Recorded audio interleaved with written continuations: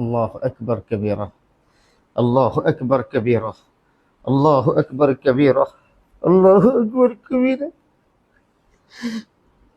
الله أكبر كبيرة. الله أكبر كبيرة. اللهم احفظنا من كل مسلمون فلسطين. اللهم احفظنا من كل مسلمون فلسطين. يا الله, তুমি দয়া করে তাদের তুমি রহম করম দান করো আল্লাহ। আল্লাহ আমি সহ্য করতে পারছি। গতকাল রাতে নৃশংসভাবে বিশ্ববাসী যেটা দেখলো, এবং আপনারা যারা যেখান থেকে প্রোটেস্ট করবেন, বিশ্বনবীর একটা হাদিস, মান রাআ মিনকুম মুনকারান ফালিয়ুগাইয়িরু বিয়াদি ফাইন লাম ইয়াস্তাতি ফাবিলিসানি ওয়া ইন লাম ইয়াস্তাতি ফাবিকলবি ওয়া যালিকা আযাফুল ঈমান। বিশ্বনবী হাদিসে বলেছেন, বুখারী শরীফের হাদিস,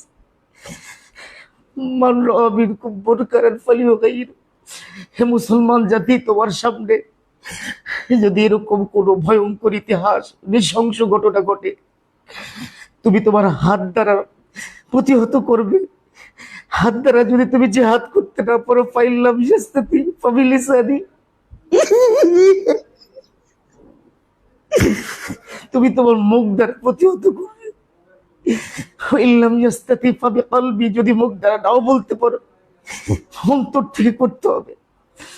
আজকে গতকালকে গাজার রাফায় যে ইতিহাস আমরা দেখলাম, 1,17,000 মানুষকে নৃশংসভাবে এইভাবে হত্যা করল, এভাবে শেষ করে দিল। অথচ আমরা মুসলমান, আপনারা জেনেছেন যে আন্তর্জাতিক ইসলামিক স্কলার ফতোয়া বোর্ড তারা ফতোয়া দিয়েছে, এখনই সময় আমাদেরকে আল্লাহ ধরবেন।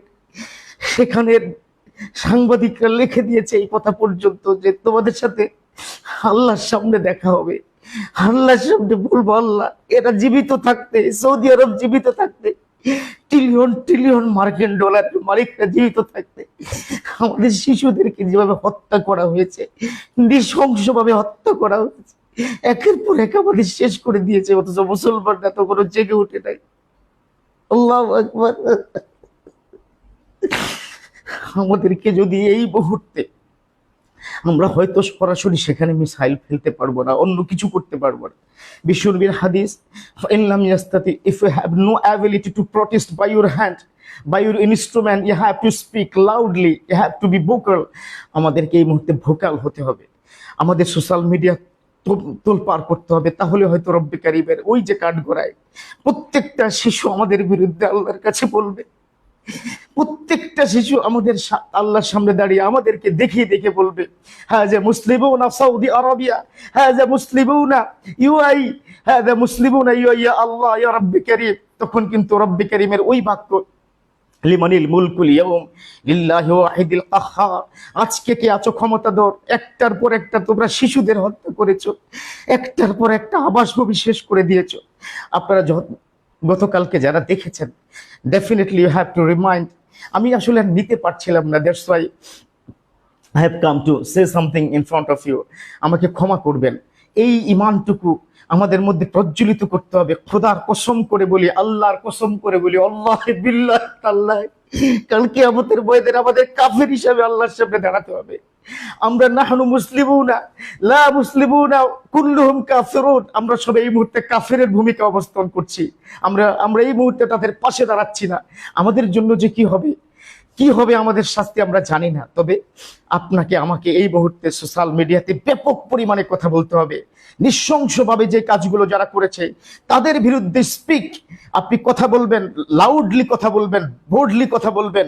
আপনি যদি এভাবে কথা না বলেন, কাল কিয়ামতের ময়দানে খোদার কসম করে বলি, আল্লাহর সামনে আপনাকে আমাকে দাঁড়াতেই হবে। আল্লাহর শপথ করে বলি, আমরা আজকে যে যেখান থেকে বলছি, আমরা প্রোটেস্ট করতে চাই। ক্ষুদ্র 56,000 বর্গ কিলোমিটারের বাংলাদেশ আমাদের, হয়তো আমরা এখান থেকে তাদের জন্য অনেক কিছু করতে পারবো না। আমি কিন্তু অলরেডি আপনারা যারা ফেসবুক ফলোয়ার আছেন, যাদেরকে আপনি আমাকে ভালোবাসেন, আমি আপনাদেরকে ভালোবাসি। ইতিমধ্যে আমরা চেষ্টা করেছি সে গাজায় আমরা খাদ্য প্রোভাইড করতে, কিন্তু this is not the sufficient. কথার কসম বলি, তারা আর খাদ্য চায় না, তারা একটু অক্সিজেন চায়, একটু বাঁচতে চায়, একটু বাঁচতে চাই, একটু বাঁচতে চাই, আর কিচ্ছু চায় না আমাদের কাছে। কিন্তু আমরা কি করেছি? আমাদের দায়িত্বটা কি ছিল? What was my responsibility, what was our responsibility? আমাদের কি দায়িত্ব ছিল? বাট আমরা কিন্তু সেটা পালন করি নাই। আমরা যেহেতু পালন করে নাই, wait for the hereafter. আপনি কাল কিয়ামতের ময়দানের জন্য অপেক্ষা করুন। নিশ্চয়ই নিশ্চয়ই রব্বে কারীম আপনাকে কিন্তু কি ধরবে। কেন ধরবে? এর মৌলিক কারণ হচ্ছে বিশ্বনবীর একটা হাদিস, কুল্লি মুসলিমুনা কাজাসাদু ওয়াহিদ, every single Muslim like a body, ইজা সালুহাত সালুহাল জাসাদু কুল্লু। বিশ্বনবী বলেছেন, কোন বডির একটা অংশে যদি ব্যথা হয়, ফর এক্সাম্পল আমার এই আঙ্গুলে ব্যথা হলো, আমার শরীরের কোনো জায়গায় একটা ফোড়া উঠলো, পুরো বডিটা কিন্তু আমাদের ব্যথা জর্জরিত হয়ে যাবে। ইজা সালুহাত সালুহাল জাসাদু কুল্লু। বিশ্বনবীর এই একটা হাদিসই আমাদেরকে আল্লাহ পাকড়াও করবেন। খোদার কসম করে বলি, আমাদের সারা বডিতে যেমন ছোট্ট ফোড়ায় সারা বডি জ্বর চলে আসে, ব্যথা চলে আসে, একইভাবে একই কথা অনুযায়ী আজকে এখানে অসহায়ভাবে নির্মমভাবে তাদেরকে হত্যা করা হয়েছে। কি বলবো, আসলে ভাষা খুঁজে পাচ্ছি না, ক্ষমা করবেন। আসলে আমি অতিরিক্ত আবেগ আপ্লুত হয়ে পড়েছি। আমার বিশ্বাস আপনারা যারা দেখছেন বা পরবর্তীতে যারা দেখবেন, প্রত্যেকের হৃদয়ে রক্তক্ষরণ হবে। আজকে যদি আপনার সাথে এই ঘটনা ঘটতো, আপনার শিশুকে যদি এভাবে উড়িয়ে দেওয়া হতো, আপনার পিতামাতাকে যদি উড়িয়ে দেওয়া হতো। আমরা দেখেছি ঈদের সময় তারা রুটির মধ্যে ঘাস দিয়ে তারা খেয়েছে, ইফতারি তারা রুটির মধ্যে ঘাস দিয়ে খেয়েছে, খালি শক্ত রুটি খেতে পারে নাই। আজকে আর তারা আপনাদের কাছে খাদ্য চাইবে না, আর তারা আপনাদের কাছে বলবে না আমাদের সাহায্য করো, কারণ তারা শেষ হয়ে গেছে, সব শেষ হয়ে গেছে। তবে এখনো সময় আছে। আমরা জানেন যে অ্যাডলফ হিটলার যখন এই বাহিনীগুলোকে ধ্বংস করেছিল, তখন গোটা বিশ্বের সকল নেতারা বলেছিল অ্যাডলফ হিটলার একজন টেরোরিস্ট। কিন্তু ফাইনালি অ্যাডলফ হিটলার একটা মেসেজ দিয়ে গেছে, আমি শেষ করার চেষ্টা করেছি, কিছু সংখ্যক বাকি ছিল। এই যে পৃথিবীর, oh my dear all people of the world, you have to mind it and remember in future there it will be effected, massive লেভেলের একটা ইফেকশন তৈরি হবে। এখন তাই হয়েছে। কিছু মানুষ তারা বেঁচে ছিল অ্যাডলফ হিটলারের সময়, এখন তারাই কিন্তু কুরে কুরে মুসলমানদের খাচ্ছে। আমার ভীষণ অবাক লাগছে যে পাকিস্তানের মতো সবচেয়ে শক্তিধর পরমাণবিক শক্তি তাদের, তাছাড়া আরো অন্যান্য যে রাষ্ট্রগুলো আছে, এত শক্তি এত ক্ষমতা, বিশ্বের 63টা মুসলিম কান্ট্রি, ওআইসি, ফতুয়া বোর্ড থেকে শুরু করে সবাই আজকে চুপ হয়ে গেছে। কেন কথা বলছেন না? আপনার ফেসবুক বন্ধ করে দিবে? কেন কথা বলছেন না? আপনার বিরুদ্ধে কোনো ধরনের আক্রমণ আসবে? কেন? বাঁচবেন কতদিন? একটা কথা কি মনে রাখতে হবে, রব্বে করিম বলেছেন ফাইযা জাআ আজালুহু লা ইস্তাখিরুনা সাআতা ওয়া লা ইস্তাকদিমুন। যখন তোমার মৃত্যু ঘন্টা বেজে যাবে, তুমি ঘরে থাকো, তুমি রাস্তায় থাকো, তুমি যুদ্ধে থাকো, তুমি ব্যবসা সেন্টারে থাকো, তুমি যেখানেই থাকো না কেন, you have to return, you have to back to your lord. তোমাকে আল্লাহর কাছে যেতে হবে, due time, there is no little bit late. এক সামান্যতম লা ইস্তাখিরুনা সাআ, ন্যানো সেকেন্ড পর্যন্ত পৃথিবীতে আমি থাকতে পারবো না। মৃত্যু যখন তখনই মৃত্যু আসবে। তাহলে এই মৃত্যু ঘরের মধ্যে লেপের নিচে কেন? এই মৃত্যুটা আপনার আত্মীয় স্বজনের সামনে মরতে হবে কেন? এই মৃত্যুটা এ ধরনের কেন? আল্লাহর জন্য, আল্লাহর জন্য, দিনের জন্য, ওই শিশুটার জন্য, মুসলিম উম্মার জন্য আপনাকে কথা বলতে হবে, আপনাকে কথা বলতে হবে। আপনি যদি কথা না বলেন, আজকেও যদি না বলেন, মনে রাখবেন এর জন্য ভয়ঙ্কর ভয়ঙ্কর আযাব বিশ্বের উপর আরো একবার আসবে, আরো একবার। The punishment will come back in the world. পৃথিবীতে পুনরায় কিন্তু পানিশমেন্ট আবার আসবে, বিশেষ করে মুসলিম উম্মার উপরে।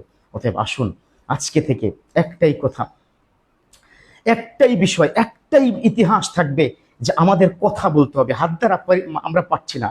সামান্য 56,000 বর্গ কিলোমিটারের বাংলাদেশে বসে, এই সামান্য ছোট্ট ঢাকার একটা জায়গায় বসে আমি হয়তো কিছু পাঠাতে পারবো না, আমি হয়তো সরাসরি কিছুই করতে পারবো না, কিন্তু আল্লাহকে তো বলতে পারি। এবং সরাসরি ফেসবুকে তো, আমার সোশ্যাল মিডিয়াকে তো আমি ব্যবহার করতে পারি। এই ব্যবহারের মাধ্যমে আসুন আমরা স্পিক লাউড ইউর ভোকাল। আপনার কথা আপনি বলুন, আপনি লিখে দিন, আপনি কোনো ভয় পাবেন না। একদিন একদিন একদিন এটা বিশাল কাজে দিবে। তবে একটা কথা বলতে চাই আপনাদেরকে, এখনকার সময়ে আমরা যারা মুসলমান আছি, আমাদেরকে গাদ্দার মুসলিম হিসাবে আগামী 100 বছর 50 বছর পর মুসলিম প্রজন্মরা আমাদেরকে বলবে তারা গাদ্দার ছিল। তৎকালীন সময় প্রায় 200 কোটি মুসলমান ছিল, অথচ তারা কেউ তাদের পক্ষে কথা বলেনি, তাদের জন্য তারা ঝাঁপিয়ে পড়েনি, তারা করেনি। আমাদেরকে কিন্তু এই বিষয়টার জন্য কঠিনভাবে জবাবদেহি করতে হবে। সেই দিনের সেই দিনের নির্লজ্জ হিসাবে আমাদেরকে ঘোষণা করা হবে, আমাদের বইয়ের পাতা, ইতিহাসের পাতায় আমাদের নাম বলা হবে যে আমরা জালেম মুসলিম, আমাদেরকে কি বলা হবে আমরা ন্যাক্কারজনক মুসলিম, আমাদেরকে কি বলা হবে আমরা গাদ্দার মুসলিম। এই জন্য আসুন আপনার জায়গা থেকে, আপনার সোশ্যাল মিডিয়া থেকে আপনি আপনার মতো করে কথা বলুন। দেখুন, একজন শিল্পী তার সুরের মূর্ছনায় তিনি কিন্তু খুব বর্বরতার কথাগুলো এইভাবে উল্লেখ করেছেন যে আমরা আমরা কতটুকু অশ্রু জড়ালে হৃদয় হবে সিক্ত, কত শিখা নিবালে আলোই, কত ব্যথা বুকে চাপা দিয়ে আমি চিৎকার করে কাঁদিতে চাহিয়া করিতে পারিনি চিৎকার, আমি চিৎকার করে কাঁদিতে চাহিয়া করিতে পারিনি চিৎকার, বুকের ব্যথা বুকে চাপা দিয়ে নিজেকে দিয়েছি ধিক্কার।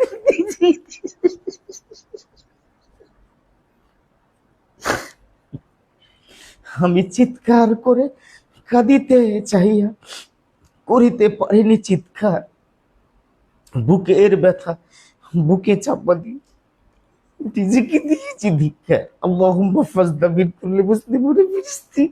আল্লাহ اللهم تقبل دعانا، اللهم تقبل مناجاتنا، اللهم تقبل مقصادنا، اللهم تقبل، اللهم احفظنا من كل أطفال الفلسطين، من كل إنسان الفلسطين مسلمون فلسطين। আল্লাহ তুমি আমাদেরকে রক্ষা করো। আল্লাহ আল্লাহ আমাদের হৃদয়কে তাদের পক্ষে ভালোবাসায় সিক্ত করে দাও। রব্বি করিম সারা বিশ্বের মুসলিম নেতাদেরকে এখন নেক হয়ে একসাথে স্পিক লাউডলি ভোকাল যেন আমরা হতে পারি। আল্লাহ তুমি তৌফিক দান করে দাও, আল্লাহ তুমি তৌফিক দান কর। আল্লাহ বিশ্বনবীর উসিলায় দয়া করে মুসলিম জাতিকে হেফাজত করুন। اللهم احفظنا من كل مسلمون فلسطين بوسيلة محمد رسول الله صلى الله عليه وسلم، بوسيلة اللهم احفظنا من كل مسلمون ومسلمات وأطفال كل مسلمون فلسطين بوسيلة محمد رسول الله صلى الله عليه وسلم. آمين آمين آمين برحمتك يا أرحم الراحمين.